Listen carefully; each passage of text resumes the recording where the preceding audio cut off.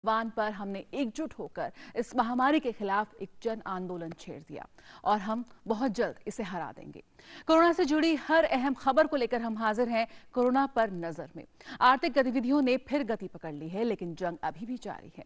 रोजगार की तलाश करने वाले क्या स्वरोजगार की राह पर आगे बढ़ सकते हैं? क्या उन्हें सफलता मिलेगी? बताएंगे आज हम ग्राउंड रिपोर्ट में। समाज के विभिन्न वर्गों द्वारा कैसे उत्साहवर्धक पहल सामने आ रही है, उसकी भी देखेंगे एक झलक। मैं हूं जया सिन्हा और सबसे पहले देखते हैं फास्ट न्यूज। प्रधानमंत्री नरेंद्र मोदी ने वीडियो कॉन्फ्रेंसिंग के जरिए कोविड-19 महामारी को लेकर गुटनिरपेक्ष देशों के शिखर को किया संबोधित। महामारी के खिलाफ नैम के सदस्य देशों को एकजुट होकर प्रयास जारी रखने का किया आह्वान। भारत के लोकतांत्रिक मॉडल को सराहते हुए प्रधानमंत्री ने कहा, संकट के दौरान हमने दिखाया कैसे लोकतंत्र, अनुशासन और निर्णायकता एक साथ मिलकर बना सकते हैं वास्तविक जन आंदोलन।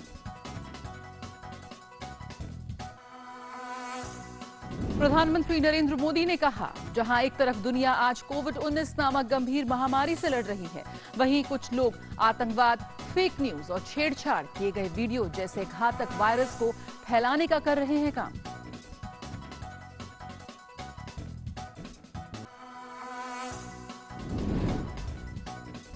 सरकार ने विदेशों में फंसे भारतीयों को 7 मई से चरणबद्ध तरीके से वापस भारत लाने की दी मंजूरी। हवाई जहाज व नौसेना के जहाजों द्वारा की जाएगी यात्रा की व्यवस्था। दूतावास और उच्चायोग व्यथित भारतीय नागरिक की बना रहे हैं सूची। रेलवे ने स्पष्ट किया, देश में लॉकडाउन के चलते फंसे हुए मजदूरों को घर पहुंचाने के लिए किसी प्रकार का पैसा नहीं वसूला जा रहा। 85% रेलवे और बाकी 15% पैसा दे रही है राज्य सरकारें। टिकटों की बिक्री से किया इंकार, कहा राज्य सरकारें तय करेंगी कौन यात्रा करेगा कौन नहीं।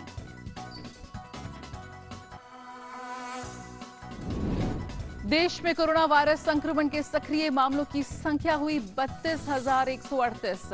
12,726 मरीज हुए स्वस्थ। संक्रमण की चपेट में आने से 1,568 लोगों की हुई मौत। कोविड-19 के खिलाफ जारी लड़ाई में सिविल सोसाइटी, एनजीओ, उद्योग और अंतर्राष्ट्रीय संगठन जुड़े। और दुनिया भर में कोरोना वायरस के मामलों में हो रही है वृद्धि। अभी तक 35 लाख से ज्यादा लोग संक्रमित, 2,51,000 से ज्यादा लोगों की हुई मौत। अमेरिका में 11,78,000 से ज्यादा लोग संक्रमित और 69,000 से अधिक लोगों की हुई मौत। सबसे पहले इस वक्त की अहम खबरें। इस समय दुनिया भर के देश कोविड-19 की महामारी के खिलाफ लड़ाई लड़ रहे हैं। ऐसे में विभिन्न संगठनों ने इस वैश्विक स्वास्थ्य संकट से एक साथ मिलकर लड़ने का फैसला किया है। इसी कड़ी में प्रधानमंत्री नरेंद्र मोदी ने सोमवार को गुटनिरपेक्ष देशों के सम्मेलन को वीडियो कॉन्फ्रेंसिंग के जरिए संबोधित किया। वीडियो कॉन्फ्रेंसिंग के जरिए पीएम ने गुटनिरपेक्ष देशों से मिलकर इस महामारी से लड़ने की बात कही और माना कि मानवता कई दशकों में सबसे खतरनाक संकट का सामना कर रही है। नैम शिखर सम्मेलन में भारत ने अपने लोकतांत्रिक मॉडल की बात की। पीएम मोदी ने कहा कि भारत ये दर्शाता है कि किस तरह लोकतंत्र और अनुशासन एक साथ मिलकर इसे वास्तविक जन आंदोलन का रूप दे सकते हैं। प्रधानमंत्री नरेंद्र मोदी ने यह भी कहा कि जहां एक तरफ दुनिया आज कोविड-19 नामक गंभीर महामारी से लड़ रही है, वहीं कुछ लोग आतंकवाद, फेक न्यूज और छेड़छाड़ किए गए वीडियो जैसे घातक वायरस फैला रहे हैं। During this crisis, we have shown how democracy, discipline, and decisiveness can come together to create a genuine people's movement. Some people are busy spreading other deadly viruses such as terrorism, such as fake news and doctored videos to divide communities and countries. But today, I want to focus only on the positives. और भारत सरकार ने विदेशों में फंसे भारतीयों को चरणबद्ध तरीके से वापस भारत लाने के लिए सुविधा प्रदान करने की अनुमति दी है। यात्रा की व्यवस्था हवाई जहाज व नौसेना के जहाजों द्वारा की जाएगी। इस संबंध में मानक संचालन प्रोटोकॉल तैयार किया गया है। विदेश मंत्रालय के दूतावास और उच्चायोग ऐसे व्यथित भारतीय नागरिकों की सूची तैयार कर रहे हैं और इस सुविधा के लिए यात्रियों को भुगतान देना होगा। हवाई यात्रा के लिए गैर अनुसूचित वाणिज्यिक उड़ानों का इंतजाम होगा। ये यात्राएं 7 मई से चरणबद्ध तरीके से प्रारंभ होगी। उड़ान भरने से पहले यात्रियों की मेडिकल स्क्रीनिंग की जाएगी। केवल एसिम्प्टोमेटिक यात्रियों को ही यात्रा की अनुमति होगी। यात्रा के दौरान इन सभी यात्रियों को स्वास्थ्य मंत्रालय और नागरिक उड्डयन मंत्रालय द्वारा जारी किए गए सभी प्रोटोकॉलों का पालन करना होगा। गंतव्य पर पहुंचकर सभी को आरोग्य सेतु ऐप पर रजिस्टर करना होगा। सभी की मेडिकल जांच की जाएगी। जांच के पश्चात संबंधित राज्य सरकार द्वारा उन्हें अस्पताल में या संस्थागत क्वारंटीन में 14 दिन के लिए भुगतान के आधार पर रखा जाएगा। 14 दिन के बाद दोबारा कोविड टेस्ट किया जाएगा और स्वास्थ्य प्रोटोकॉल के अनुसार अग्रिम कार्यवाही की जाएगी। विदेश मंत्रालय और नागरिक उड्डयन मंत्रालय शीघ्र ही इसके बारे में विस्तृत जानकारी वेबसाइट द्वारा साझा करेंगे। राज्य सरकारों को वापसी करने वाले भारतीयों के परीक्षण, क्वारंटीन और अपने राज्यों में आवाजाही की व्यवस्था बनाने के लिए सलाह दी जा रही है। और देश में लॉकडाउन के चलते फंसे हुए मजदूरों को घर पहुंचाने के केंद्र और रेलवे के प्रयास पर राजनीति भी शुरू हो गई है, जिसके बाद केंद्र सरकार ने ये स्पष्ट किया है कि मजदूरों से किसी प्रकार का पैसा नहीं वसूला जा रहा है, बल्कि 85% केंद्र सरकार वहन कर रही है। सिर्फ 15% पैसा राज्य सरकारें दे रही हैं। रेलवे राज्यों के अनुरोध पर विशेष श्रमिक ट्रेनें चला रही है, जिसके माध्यम से हजारों फंसे प्रवासी लोगों को उनके घरों तक पहुंचाया जा रहा है। यात्रा करने के लिए लोगों को राज्य सरकार द्वारा नियुक्त किए गए नोडल अधिकारी से संपर्क करना पड़ेगा, जिसके आधार पर संबंधित राज्य सरकारें ही फैसला करेंगी कि किस व्यक्ति को यात्रा करने की अनुमति देनी है या नहीं। इस राजनीतिक बयानबाजी के बाद भाजपा भी कांग्रेस पर आक्रामक हो गई और कांग्रेस पर आरोप लगाया है कि उनको इस प्रकार के संवेदनशील मुद्दों पर राजनीति से बचना चाहिए। इस बीच केंद्र सरकार के इस प्रयास की कई राज्यों के मुख्यमंत्रियों ने सराहना की है और कहा है कि इस संकट की घड़ी में केंद्र ने ये संवेदनशील कदम उठाया है। आंध्र प्रदेश, तेलंगाना, बिहार, मध्य प्रदेश जैसे तमाम राज्यों ने पूरा खर्चा उठाने की बात कही है।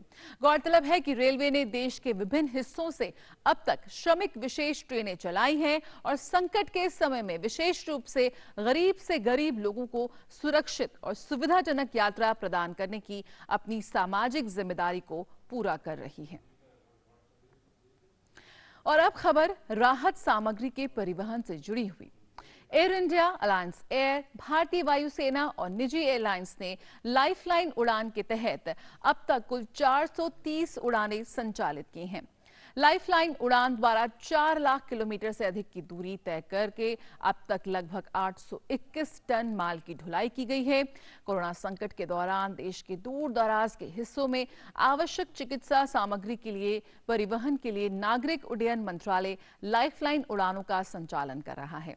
इसमें पूर्वोत्तर क्षेत्र, द्वीपों और पहाड़ी राज्यों पर विशेष ध्यान दिया जा रहा है। वहीं सरकारी उपक्रम पवन हंस लिमिटेड जम्मू कश्मीर, लद्दाख और पूर्वोत्तर क्षेत्र में महत्वपूर्ण चिकित्सा कार्गो और रोगियों के परिवहन के लिए हेलीकॉप्टर सेवाएं दे रहा है। पवन हंस ने 3 मई 2020 तक 7,729 किलोमीटर की दूरी तय करते हुए 2.27 टन माल की ढुलाई की है। पूर्वी एशिया में दवा, चिकित्सा उपकरण और अन्य राहत सामग्री के परिवहन के लिए एक कार्गो एयर ब्रिज की स्थापना भी की गई थी। तो वरदान साबित हो रही है ये लाइफलाइन उड़ान। और भारत में कोरोना वायरस संक्रमण की स्थिति की बात करें तो देश में कोरोना वायरस संक्रमण के सक्रिय मामलों की संख्या 32,138 पहुंच गई है। देश भर में 12,726 मरीज पूरी तरह से स्वस्थ हो चुके हैं। हालांकि संक्रमण की वजह से 1568 लोगों को अपनी जान गंवानी पड़ी है। सरकार की कोशिशें जारी है कि लॉकडाउन की मदद से कोरोना संक्रमण को काबू में रखा जाए, इसकी कड़ी को तोड़ा जाए और इसलिए लोगों से लगातार अपील की जा रही है कि वो अपने घरों में ही रहें और लॉकडाउन के दिशा निर्देशों का पालन करें। देश में कोविड-19 की ये ताजा स्थिति। और इस वक्त राज्यों के मौजूदा आंकड़ों पर हम एक नजर डाल लेते हैं कि किस तरह से विभिन्न राज्यों में इस वक्त कोरोना संक्रमण की स्थिति है। जैसे कि हम आपको लगातार बता रहे हैं कि कोरोना संक्रमण का जो इस वक्त जो उसका आंकड़ा है उसमें गिरावट दर्ज की गई है। अगर हम कुल आंकड़ों की बात करें, हमने आपको बताया है, लेकिन इस वक्त महाराष्ट्र के आंकड़े देख लेते हैं, जहां पर हम बात करें 14,1541 कुल मामले हैं इस वक्त। और ये लगातार हम देख रहे हैं कि जो भारत में कोविड-19 के मामले हैं वो बढ़ जरूर रहे हैं, लेकिन इसकी बढ़ने की जो दर है उसमें जरूर गिरावट दर्ज की गई है। क्योंकि ये खास बात ये है कि लगातार हमारी तरफ से देखा जा रहा है कि हम बात करें तो गुजरात के आंकड़ों की हम बात करें तो 5,804 मामलों की यहाँ पर पुष्टि हुई है, लेकिन 1195 लोग इस वक्त पूरी तरह से ठीक हो चुके हैं। 4,290 सक्रिय मामले इस वक्त यहाँ पर नजर आ रहे हैं। राजधानी दिल्ली की अगर हम बात करें, राजधानी दिल्ली में 4,898 मामलों की पुष्टि हुई है, 3,403 सक्रिय मामले हैं, लेकिन 1,431 मरीज जो हैं वो पूरी तरह से ठीक हो चुके हैं और उनको घर वापसी की गई है। 64 लोगों की मौत हुई है अगर हम बात करें दिल्ली के आंकड़ों की। तमिलनाडु का आंकड़ा है आपके सामने इस वक्त देख रहे हैं आप, 3,550 मामलों की पुष्टि हुई है, 2,110 इस वक्त वहां पर सक्रिय मामले हैं और 1,409 लोग ठीक हो चुके हैं। अगर हम दक्षिण भारत में तमिलनाडु का इस वक्त आप मैप देख रहे हैं अपने स्क्रीन पर। और राजस्थान के आपको ले चलते हैं, 3,061 मामलों की पुष्टि हुई है राजस्थान में और 1,590 सक्रिय मामले इस वक्त दिखा रहे हैं। और लेकिन अच्छी बात यह है कि 1,394 लोग ठीक होकर स्वस्थ होकर अपने घर भी जा चुके हैं। राजस्थान में हमने कई जगहों पे देखा कि इसके संक्रमण को काबू करने में काफी सख्त कदम उठाए गए और इस वक्त आप देख रहे हैं राजस्थान का ये आंकड़ा। मध्य प्रदेश की बात करें तो 2,942 मामलों की पुष्टि हुई मध्य प्रदेश में और लेकिन 798 लोग ठीक हो चुके हैं, स्वस्थ हो चुके हैं और उनको घर भेजा जा चुका है। इस वक्त करीब 165 लोगों की मौत हुई मध्य प्रदेश में। अगर हम बात करें इस वक्त टोटल तो जिन मामलों की पुष्टि हो चुकी है उसमें मामलों की पुष्टि रेड जोन सक्रिय मामले इस वक्त 32,138 सक्रिय मामले इस वक्त है इस वक्त पूरे देश में। लेकिन हम देख रहे हैं कि लगातार जो कोरोना का संक्रमण है उसकी कड़ी को तोड़ने के लिए हर तरफ से प्रयास किए जा रहे हैं, सरकार की ओर से कड़े कदम उठाए जा रहे हैं और जन भागीदारी भी हम देख रहे हैं, जिसके चलते सभी लोग इस वक्त एकजुटता के साथ इस संक्रमण की कड़ी को तोड़ने में जुटे हुए हैं। जी हाँ, बात करते हैं कि किस तरह से कोरोना के खिलाफ हमारी जंग जारी है और जमीनी हकीकत यानी कि जमीन पर इस वक्त क्या हलचल है कोरोना संक्रमण को लेकर।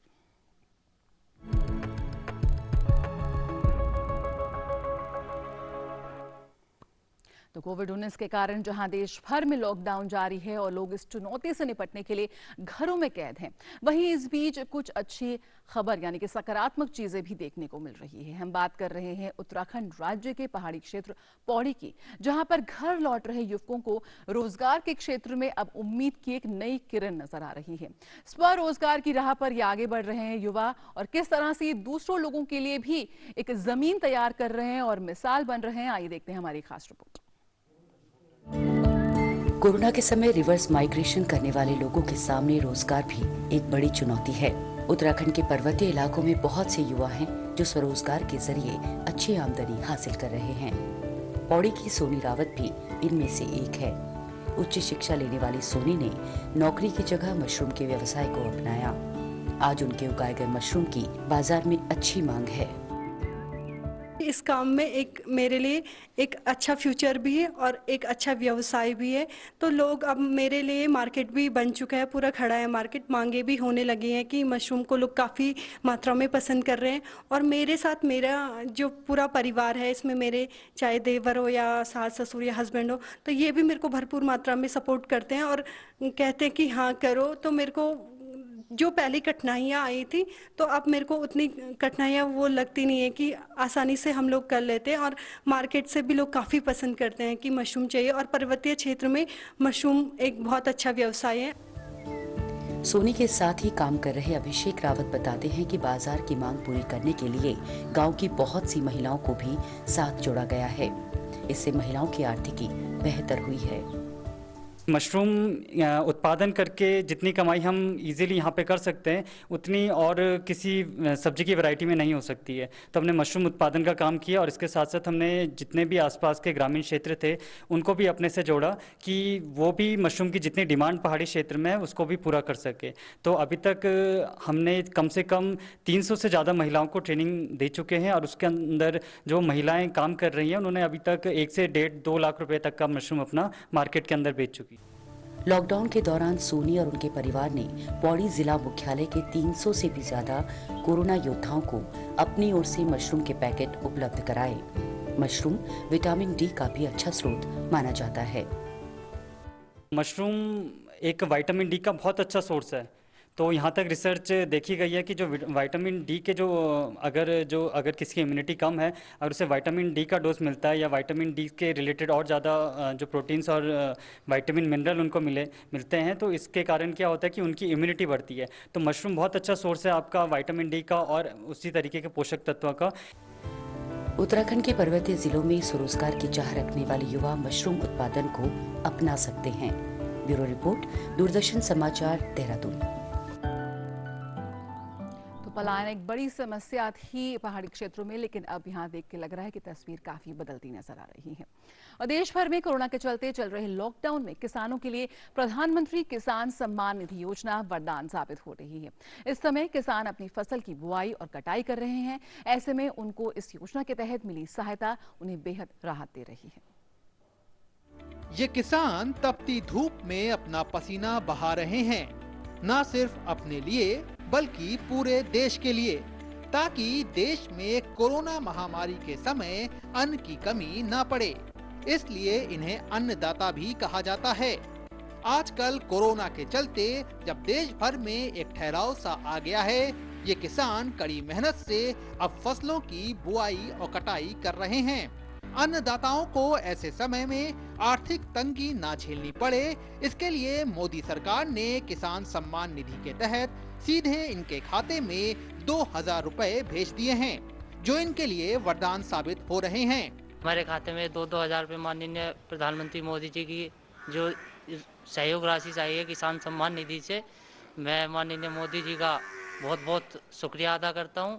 और ये जो 9 करोड़ परिवारों के जो किसान सम्मान निधि के जो पैसे आए हैं, मैं उनसे सभी से यही अपील करूंगा कि वो अपने घर में राशन लाए इसका और अपना खाद सामग्री लाए। मोदी जी ने लॉकडाउन में 2000 रुपये हमारे अकाउंट में डलवाए हैं, वो हमारे खेती के कार्य में खाद बीज के काम में आ जाएंगे। मैं श्री नरेंद्र मोदी का धन्यवाद करता हूं। किसान सम्मान निधि के तहत मेरे खाते में 4000 रुपये एक साथ आए। पीएम की 2 गज की दूरी की अपील का ये पालन कर खुद को और पूरे गांव को कोरोना जैसी महामारी से बचने में भी सहयोग दे रहे हैं।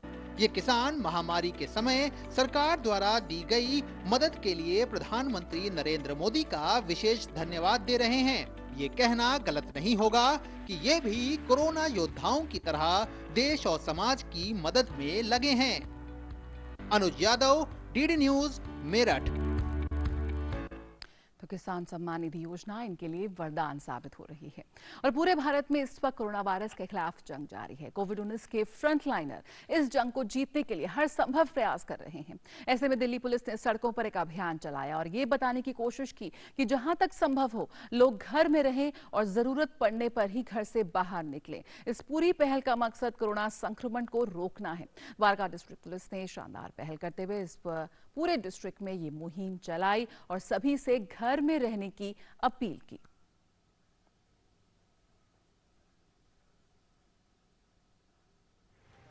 की सेफ्टी बना करके इन लोगों को तैयार किया है और ये बेसिकली लोगों को शिक्षा दे रहे हैं ये वायरस कितना खतरनाक है और इससे बचे रहना कितना ज़रूरी है।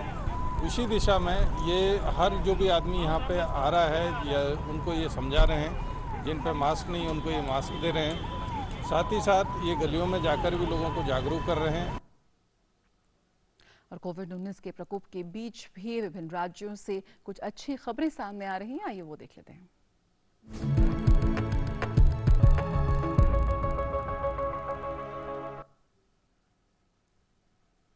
रक्षा अनुसंधान एवं विकास संगठन ने भारी संक्रमण वाले क्षेत्रों के त्वरित और रसायन मुक्त कीटाणु शोधन के लिए एक अल्ट्रा वायलेट डिसइंफेक्शन टॉवर विकसित किया है। यूवी ब्लास्टर नाम का ये उपकरण एक यूवी आधारित क्षेत्र सैनिटाइजर है। यूवी ब्लास्टर प्रयोगशालाओं और कार्यालयों में इलेक्ट्रॉनिक उपकरण, कंप्यूटर और अन्य गैजेट जैसे उच्च प्रौद्योगिकी वाली सतहों में उपयोगी है, जो रासायनिक विधियों से कीटाणु शोधन के लिए उपयुक्त नहीं है। ये उत्पाद हवाई अड्डों, शॉपिंग मॉल, मेट्रो, होटलों, कारखानों, कार्यालयों आदि ऐसे क्षेत्रों के लिए भी प्रभावी है जहां लोगों की आवाजाही खासी ज्यादा होती है। यूवी आधारित क्षेत्र सैनिटाइजर को वाईफाई लिंक का इस्तेमाल करते हुए लैपटॉप या फिर मोबाइल के माध्यम से दूरस्थ परिचालन के द्वारा उपयोग किया जा सकता है। इस उपकरण में 360 डिग्री प्रकाश के लिए 254 nm वेवलेंथ पर 6 लैंप होते हैं, जिसमें हर एक लैंप की क्षमता 43 वॉट यूवीसी पावर है। कमरे के भीतर विभिन्न स्थानों पर उपकरण लगाकर लगभग 12 गुणा 12 फुट आकार के कमरे को लगभग 10 मिनट और 400 वर्ग फुट के कमरे को 30 मिनट में कीटाणु मुक्त किया जा सकता है। अचानक कमरा खुलने या फिर मानवीय दखल पर यह सैनिटाइजर बंद हो जाता है। तो तकनीक का बेहतरीन इस्तेमाल और एक बेहतरीन इनोवेशन इस वक्त के लिए। और लॉकडाउन के दौरान लोग घरों से कम निकलें, इसके लिए उत्तर प्रदेश के रामपुर जिला प्रशासन ने एक अनूठी पहल की है। प्रशासन ने यहां ई रिक्शा पर मोबाइल मेडिकल स्टोर की शुरुआत की है, जो घर घर जाकर लोगों को जरूरी दवाई देगा। इस पहल से ई रिक्शा चालकों को रोजगार भी मिलेगा। दरअसल रामपुर जिले के टांडा इलाके में बड़ी संख्या में कोरोना संक्रमित लोग मिले हैं। ऐसे में प्रशासन ने ये कदम उठाया है ताकि लोग बिना वजह घरों से नहीं निकलें। और आइए अब देख लेते हैं कि दुनिया भर में इस वक्त कोरोना का क्या हाल है। दुनिया भर में कोरोना वायरस के मामलों में तेजी से वृद्धि हो रही है। अभी तक 35 लाख से ज्यादा लोग इस वायरस से संक्रमित हो चुके हैं। इस महामारी की चपेट में आने से 2,51,000 से ज्यादा लोगों की मौत हो गई है। अमेरिका में 11,78,000 से ज्यादा लोग संक्रमित हो गए हैं और 69,000 से अधिक लोगों की मौत हो चुकी है।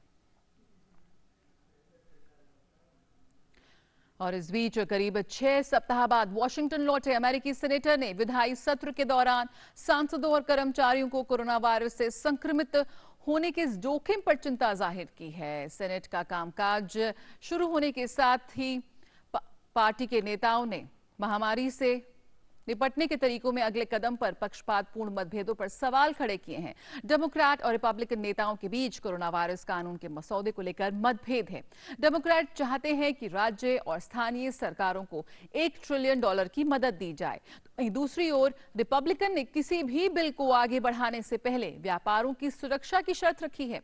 वॉशिंगटन में अभी भी स्टे एट होम आदेश लागू है। चिकित्सकों ने सांसदों को मास्क पहनने और 6 फुट की दूरी बनाए रखने और सीमित कर्मचारियों की सलाह दी है।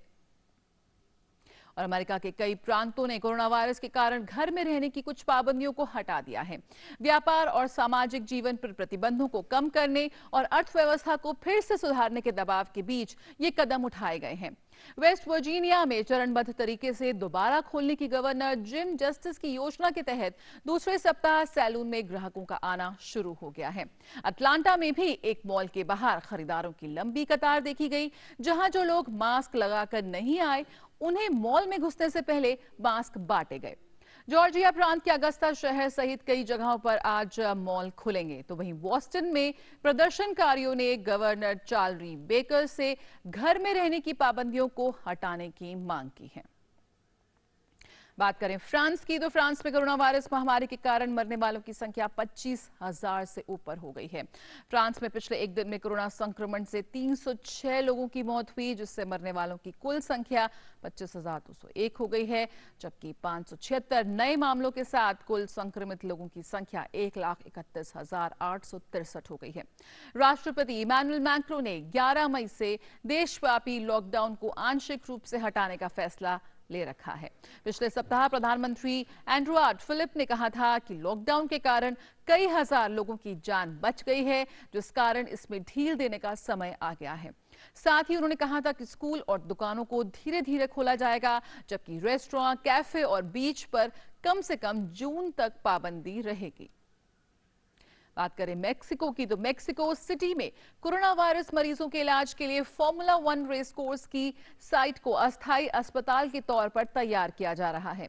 मेक्सिको में अब तक 24,905 कोरोना मामलों की पुष्टि हो चुकी है। मेक्सिको में कोरोना संक्रमण के कारण कल 117 और लोगों की मौत हो गई, जिससे देश में अब तक 2,271 लोगों की मौत हो चुकी है इस कोरोना वायरस के संक्रमण से। और अब बारी डॉक्टर स्पीक की। डॉक्टर सेगमेंट में आज हम आपको बताएंगे कि अगर कहीं पर सब्जियां मिलने में परेशानी हो रही है तो कैसे घर पर मौजूद खाद्य सामग्री से आप क्या कुछ बना सकते हैं।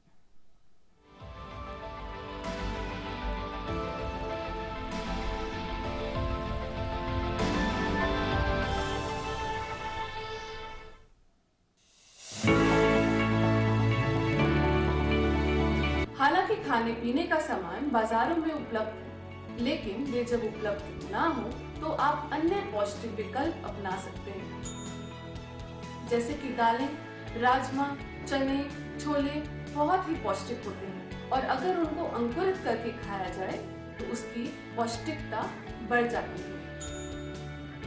हरे पत्तेदार सब्जी जैसे कि पुदीना, मेथी आप सुखा के घर में रख सकते हैं। अन्य सब्जी काट के फ्रीज करके या जमा के रख सकते हैं, जैसे कि टमाटर को पीस के, लहसुन अदरक का पेस्ट बना के, प्याज को भून के आप जमा सकते हैं। दलिया या ओट्स को आप पानी या दूध में पका के नाश्ते में खा सकते हैं। बच्चों के लिए उबला हुआ अंडा, अंकुरित दाल, भुना हुआ चना, भुनी हुई मूंगफली, दही, छाछ, मखाना इत्यादि आप सुबह के नाश्ते या शाम के नाश्ते में दे सकते हैं। तो ये कुछ चीजें हैं जिनका ध्यान रखकर आप बेहतर से बेहतर पौष्टिक खाना खा सकते हैं। तो 2 गज दूरी है बेहद जरूरी, खुद की सुरक्षा के लिए नहीं बल्कि सभी की सुरक्षा के लिए। सकारात्मक रहें, अफवाहों से बचें क्योंकि सावधानी ही बचाव है। आपको छोड़े जाते हैं संजय मासूम की लिखी कविता चंद रोज की है बात है यारो, जिसे अभिनेता बॉबी देओल ने किया है इस पर वध। और संदेश यही है कि बस कुछ वक्त और हम इस अनदेखे दुश्मन को जरूर हरा देंगे और देश जीतेगा। नमस्कार।